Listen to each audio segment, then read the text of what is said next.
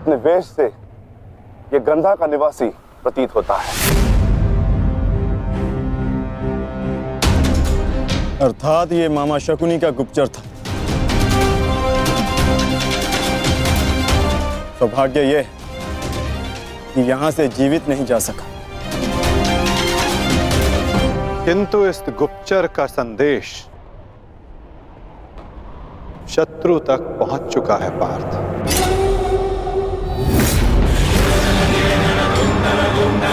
केवल 8 प्रहर, केवल 8। उसके पश्चात ना उस शिखंडी का कोई अस्तित्व रहेगा और ना ही भीष्म पितामह कोई संकट होगा।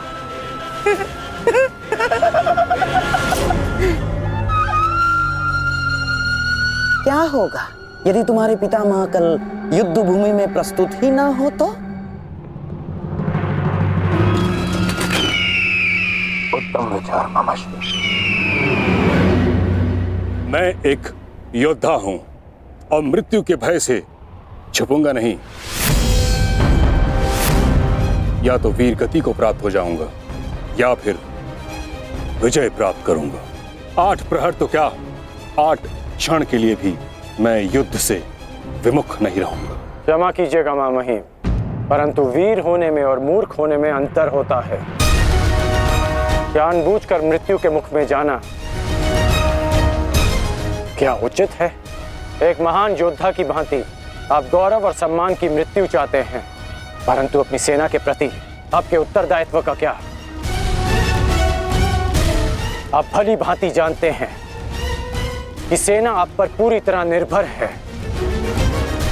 फिर भी मामहीम,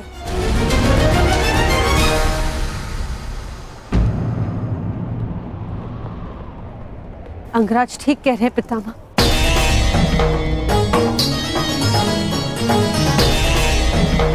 आपके और हस्तिनापुर के हित में यही श्रेष्ठ होगा। कल आप युद्ध में सम्मिलित ना हो। कुंती पुत्री, ये जानते हुए भी कि तुम हस्तिनापुर में अपने शत्रुओं से घिरी हुई हो, तुमने यहां रहने का निर्णय क्यों लिया?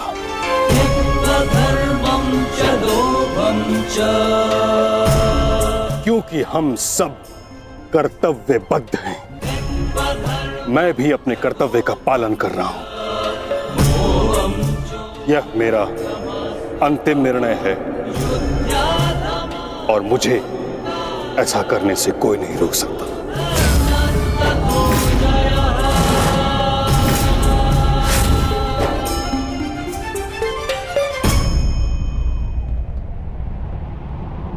मित्र, चाहे कुछ भी हो जाए, कल तुम्हें पितामह की रक्षा करनी होगी।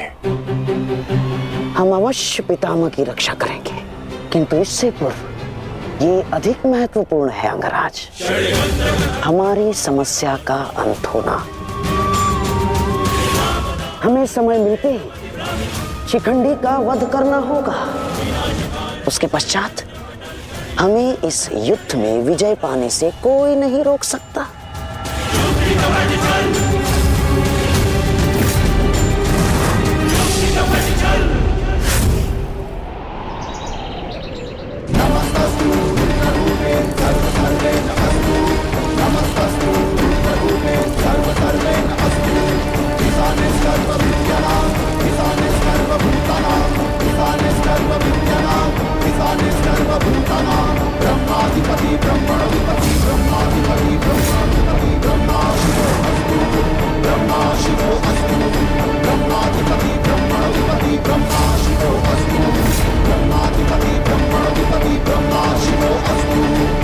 मामहीम, गंगापुत्र,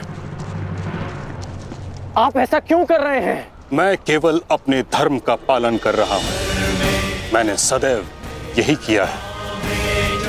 युद्ध भूमि में पूर्ण सहयोग दूंगा और यदि इस युद्ध भूमि में मेरा अंत हो गया तो मुझे इस बात का गर्व होगा कि एक योद्धा का अंत रणभूमि में होगा। मैं आपसे विनती करता हूं, रुक जाइए। ऐसा मत कीजिए मामहीम। आप इसका परिणाम जानते हैं। रुक जाइए मामाई। आपको वचन देने के कारण मैं 9 दिनों तक रणभूमि से दूर रहा, क्योंकि मुझे लगता था कि आप जो भी निर्णय लेंगे वो हस्तिनापुर और हमारी सेना के हित में होगा। विश्वास था कि आपके होते हुए हम ये युद्ध नहीं हार सकते। फिर क्यों आप ऐसा कर रहे हैं? एक कौरव भरे अंत के लिए आप पूरी कौरव सेना का संहार नहीं कर सकते। क्या इसलिए आपने सूत पुत्र को युद्ध भूमि से दूर रखा? यदि तुम्हें ऐसा लगता है तो ठीक है। सूत पुत्र कर्ण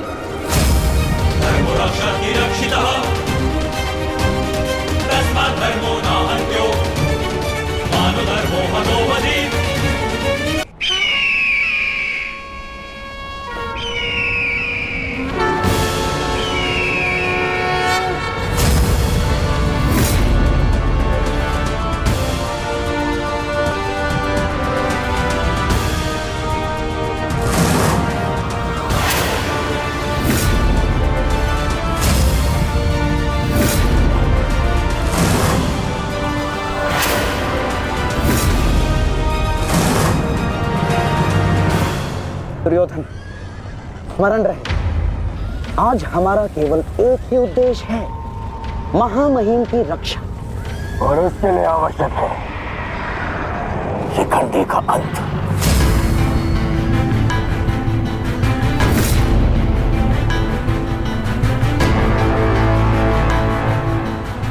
आज मैं शिखंडिनी का कवच बनकर उनकी रक्षा करूंगा। चाहे कुछ भी हो जाए, हमें शिखंडिनी को पितामह तक पहुंचाना ही होगा। स्मरण रखना पार्थ, किसी के जीवन का उद्देश्य पूर्ण करने में उसकी सहायता करने से अधिक पुण्य और आनंद किसी और कार्य में नहीं आता। और मुझे पूर्ण विश्वास है कि तुम पूर्ण रूप से अपना कार्य पूरा करोगे पार्थ।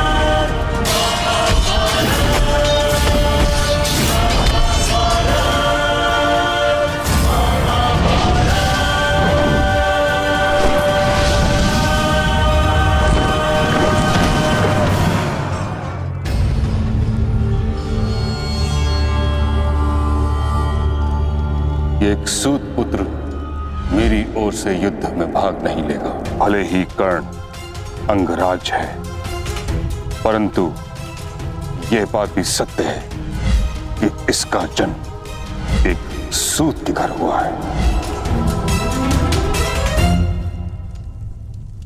पुत्र,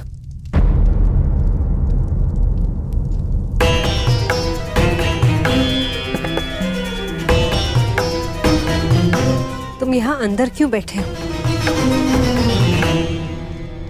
क्योंकि अभी भी मैं महामहिम के आदेश का पालन कर रहा हूं।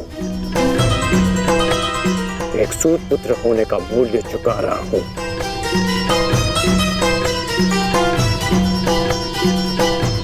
अर्थात तुम पितामह को अभी भी नहीं समझ पाए कर्णपुत्र। उन्होंने तुम्हें युद्ध में भाग लेने से इसलिए नहीं रोका क्योंकि तुम एक सूत पुत्र हो, इसलिए रोका क्योंकि वो जानते हैं कि तुम मेरे पुत्र हो।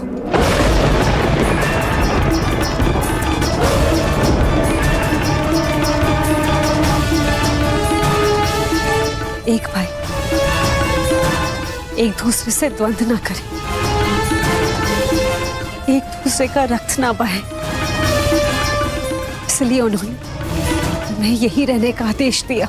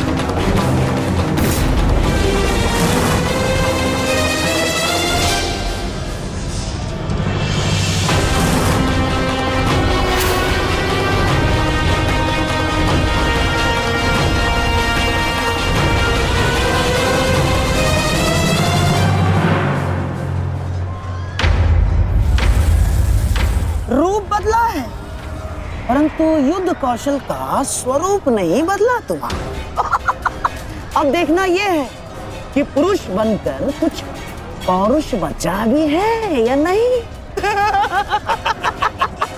पुरुष के भांति लड़ सकते हो या नहीं। माधव, हमें शीघ्र अतिशीघ्र शिखंडी तक पहुंचना होगा।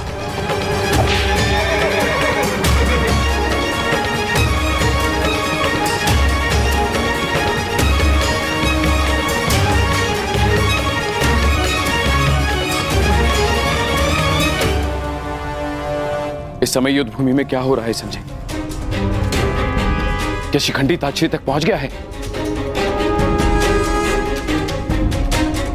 नहीं महाराज, वो अभी तक कौरव महारथियों के मध्य में फंसा हुआ है।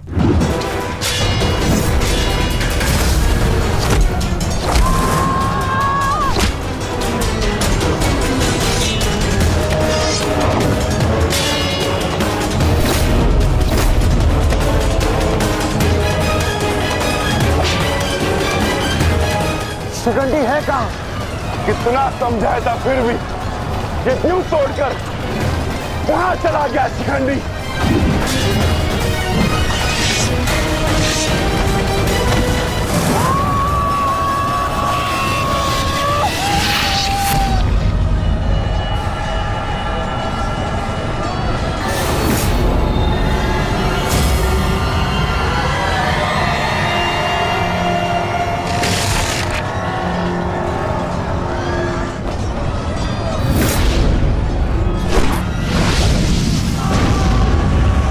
हमें शीघ्र अतिशीघ्र पितामह तक पहुंचना होगा।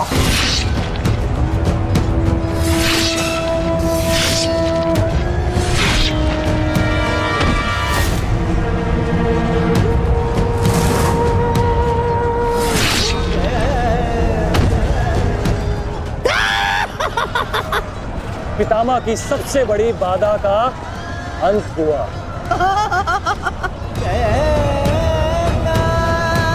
शिखंडी, अब तुम अपना उद्देश्य अगले जन्म में पूर्ण करना।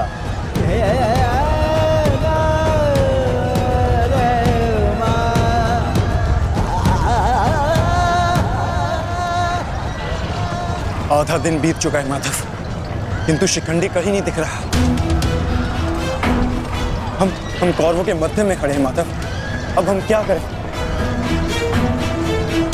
तुम शिखंडी की चिंता मत करो पार्थ। शिखंडी केवल पितामह को शस्त्र त्यागने पर विवश करेंगे। वास्तविक कार्य तो तुम पांचों भाइयों का है पार्थ। तुम में से केवल एक का प्रहार गंगा पुत्र को पराजित करने के लिए पर्याप्त नहीं है पार्थ। केवल तुम पांचों के सम्मिलित प्रहार से गंगा पुत्र को पराजित किया जा सकता है।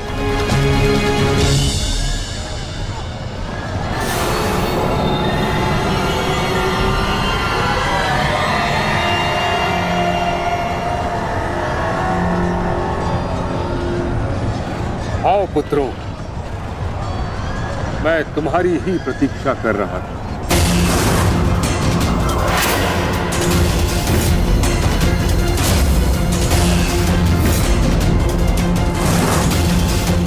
मेरा सम्मान करते हो, परंतु शत्रु पर प्रहार करना तुम्हारा कर्तव्य है, ये मत भूलना। मैं तुम सबको द्वंद्व की चुनौती देता हूं।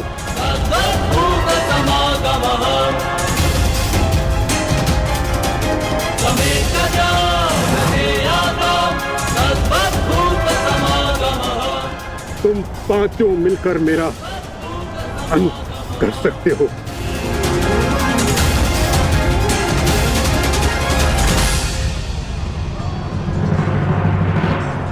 उठाओ अपने शस्त्र पुत्रों और प्रहार करो।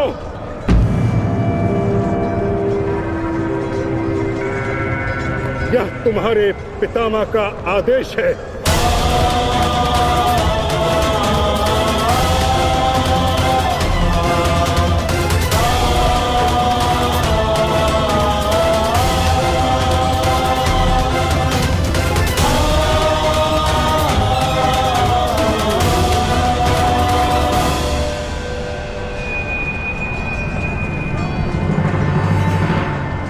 प्रहार करो, प्रहार करो।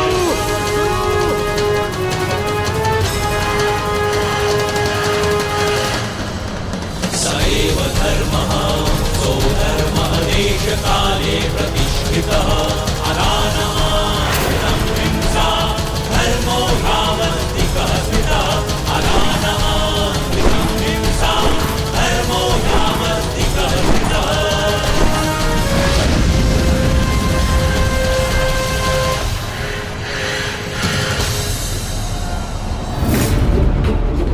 तुमने मेरे साथ अन्याय किया है भीष्म।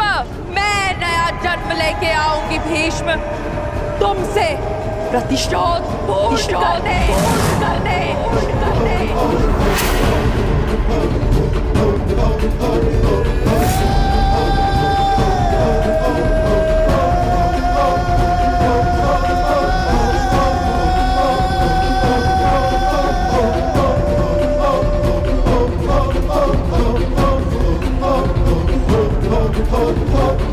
भीष्म की मृत्यु से पहले मैं खुद की मृत्यु को हावी नहीं होने दे सकता।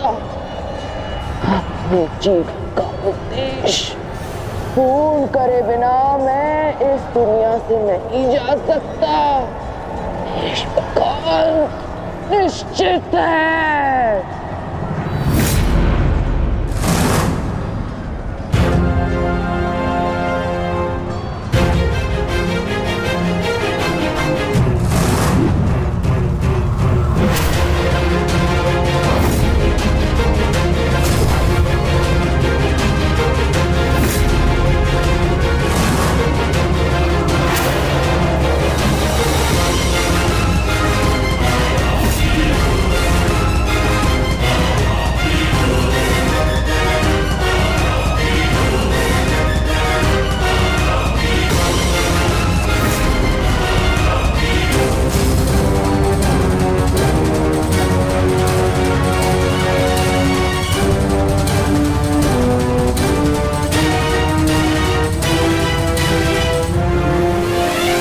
प्रहार करो पुत्रों।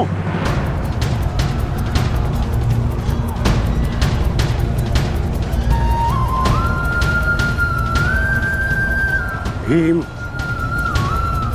पुत्र, मेरे साथ द्वंद्व करो। इसके बाद तुम्हें मुझसे द्वंद्व करने का अवसर नहीं मिलेगा।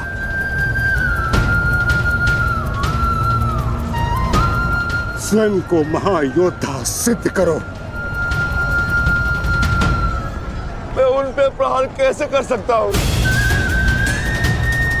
जिन्होंने सदैव मुझे सीख दी है?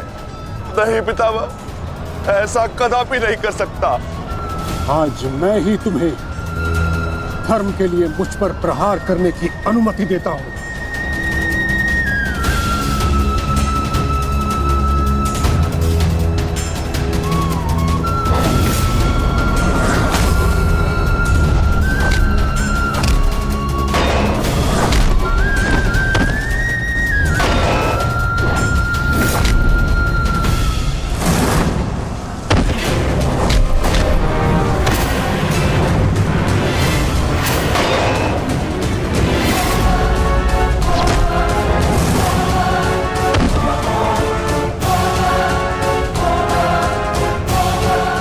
प्रहार करो पुत्रों, हार मत मानो।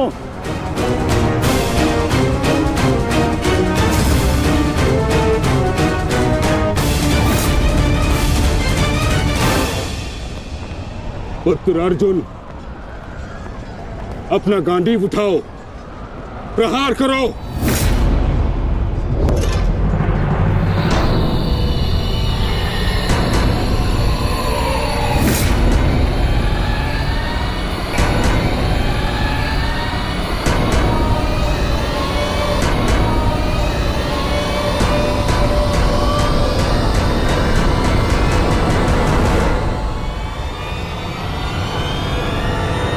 मेरा वचन है अंबा देवी, जब भी तुम मेरा काल बन के मेरे सामने आओगी, मैं तुम्हारे समक्ष अपने शस्त्र अपने त्याग दूंगा, अपने त्याग दूंगा, अपने त्याग दूंगा, अपने त्याग दूंगा।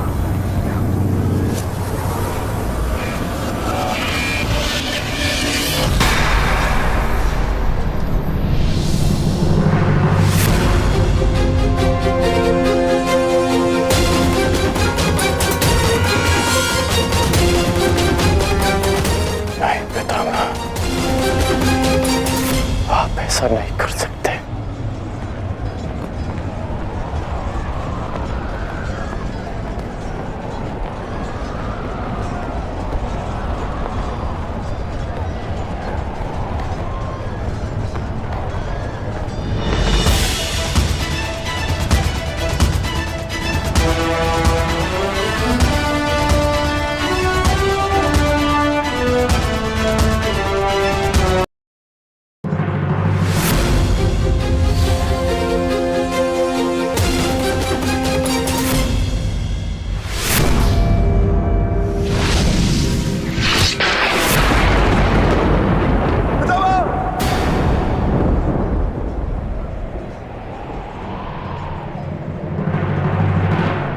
नहीं पुत्रों, मेरे लिए व्यर्थ चिंतन मत करो, अपना उद्देश्य पूर्ण करो।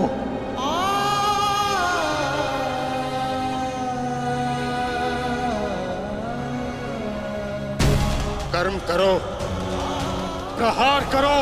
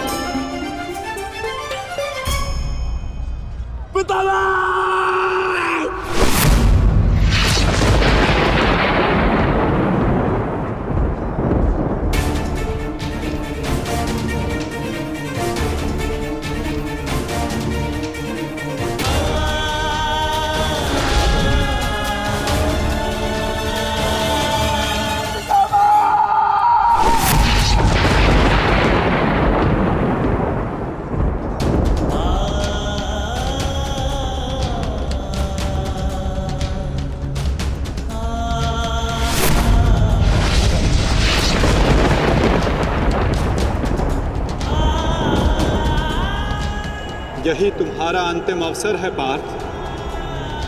अपना अंतिम प्रहार करो। पितामह को इस पीड़ा से मुक्त करो पार्थ। प्रहार करो पार्थ। मुझे मुक्त शांति दो पुत्रों।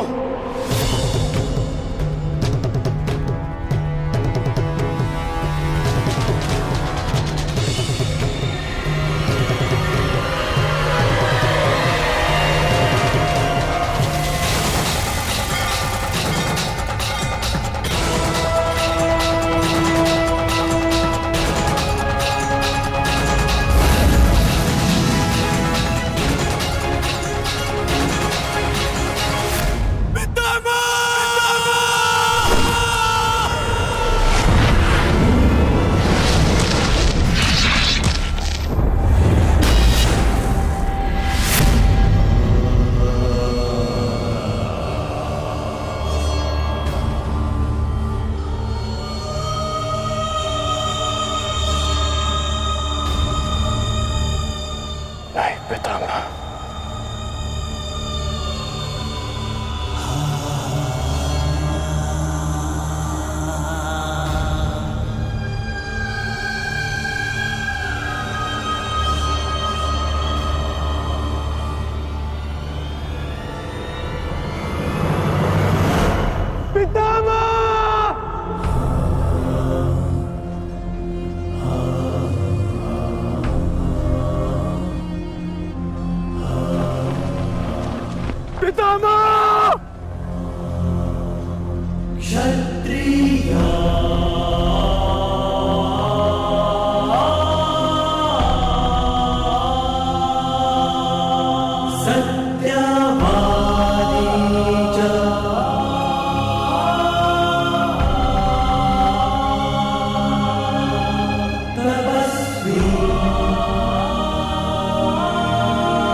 पुत्र, एक योद्धा के घाव से निकला रक्त उसको शोभा देता, आंखों से अश्रु नहीं।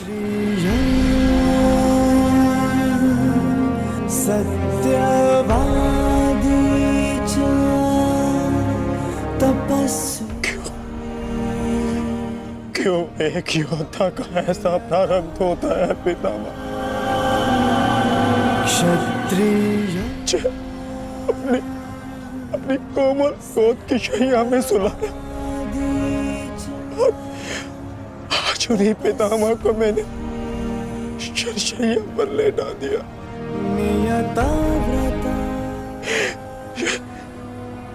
ये क्या अनर्थ कर दिया मैंने, ये क्या अनर्थ कर दिया मैंने।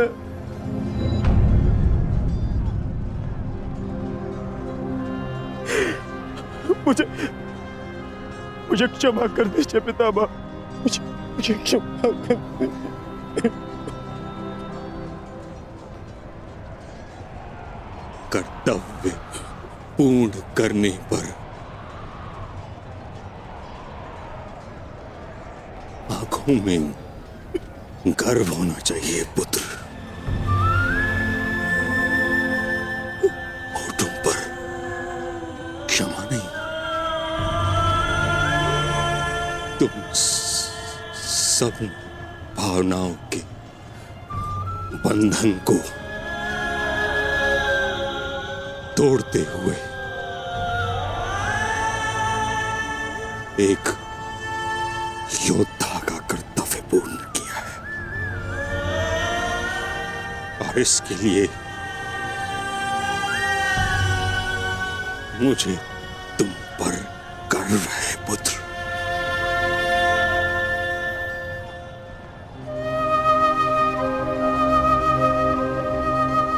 एक बात सदैव स्मरण रखना पुत्रों, परिस्थिति चाहे जो सदैव धर्म का साथ देना।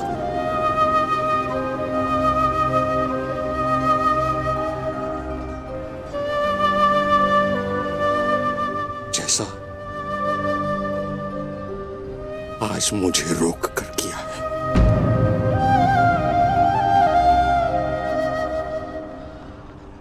मुझे अपनी भूल समझ आ गई है माधव। मैंने सदैव अपने वचन का पालन किया है। किंतु इसी कारण अधर्म के मार्ग पर चला। जिस समय समाज को मेरी आवश्यकता थी, उस समय मैंने समाज का त्याग किया, किंतु आपने मुझे मेरी भूल का आभास कराया वासुदेव। आज मुझे लगा हर बाण मेरे हर अधर्म का परिणाम है। आज मैं अपने सभी पापों से मुक्त हो रहा हूं।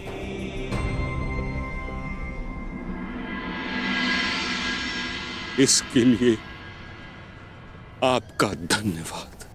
आपने अपना कर्तव्य पूर्ण किया गंगापुत्र। नारायणं नमस्कृत्य आपका ये बलिदान, ये त्याग आने वाली पीढ़ियों को सदैव ज्ञात करवाएगा कि परिवर्तन ही सृष्टि का नियम है और धर्म से बढ़कर कोई कर्म नहीं। पश्चाताप भरा जीवन जीना अत्यंत कठिन होता है पुत्र। तुम्हारा तो सौभाग्य है, तुम्हारे साथ वासुदेव जैसे मार्गदर्शक हैं।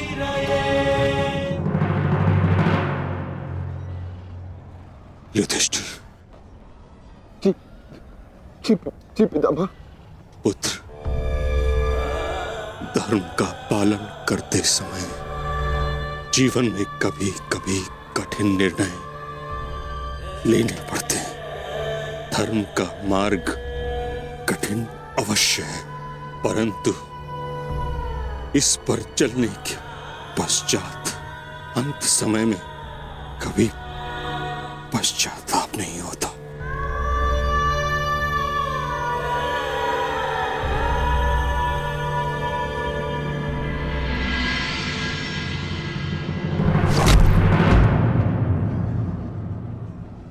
पितामह!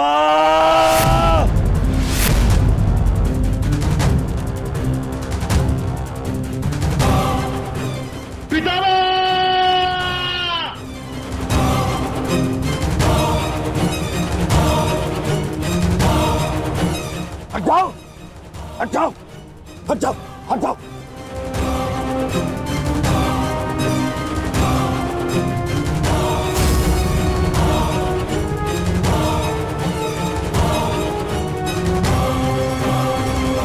मैं ये क्या किया तुमने? हाँ? सिंहासन पाने के लिए इतना अनर्थ कर दिया?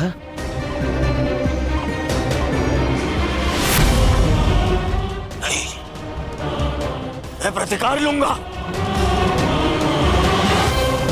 अभी इसी क्षण प्रतिकार लूंगा। दुर्योधन, आज का युद्ध समाप्त हो चुका है। अर्जुन ने वही किया जो उसके स्थान पर तुम करते।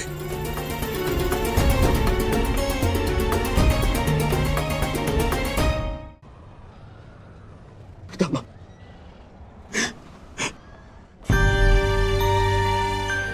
ये क्या हो गया पितामह? ये क्या हो गया? ये पितामह, आपके सिर को कोई संभल नहीं है। आपको कष्ट हो रहा होगा ना? मैं अभी तकियों का प्रबंध करवाता हूं। अरे कोई तक... दुर्योधन पुत्र, एक योद्धा के जीवन में भोग विलास का समय नहीं। जिसने शैया दी है वही मुझे तकिया भी प्रस्तुत करेगा। ऐसा संबल जो एक योद्धा के अनुकूल हो।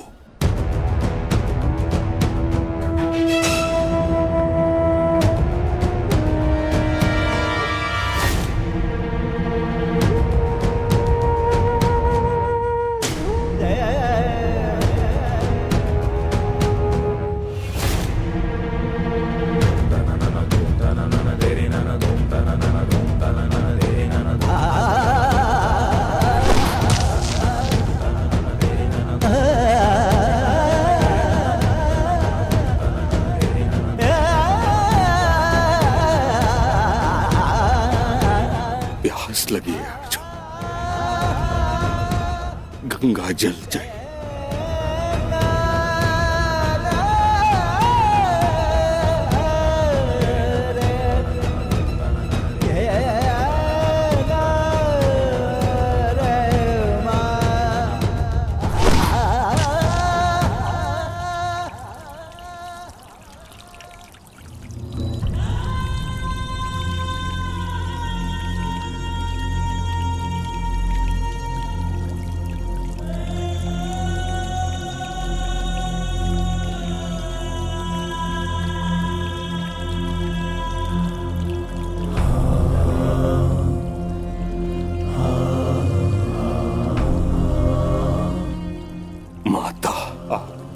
गोद में विश्राम करने का समय आ गया।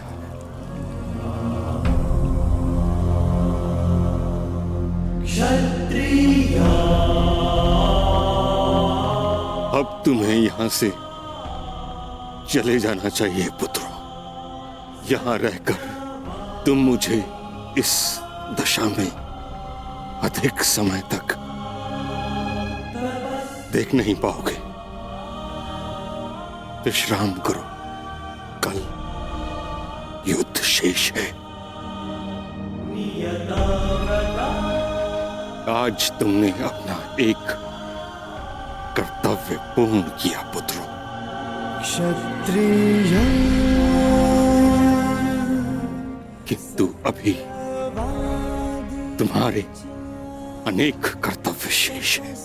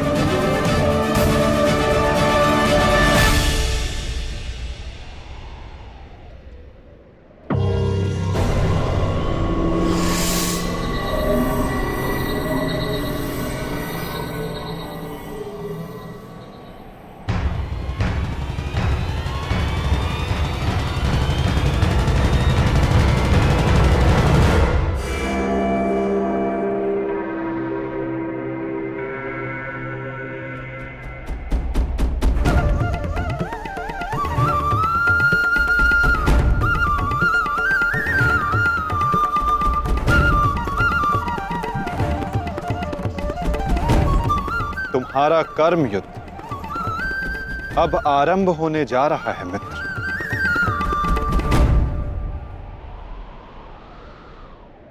कल तुम युद्ध भूमि में प्रवेश करोगे। परंतु आज भी कोई कुरुक्षेत्र की युद्ध भूमि में है जो तुम्हारी प्रतीक्षा कर रहा है मित्र।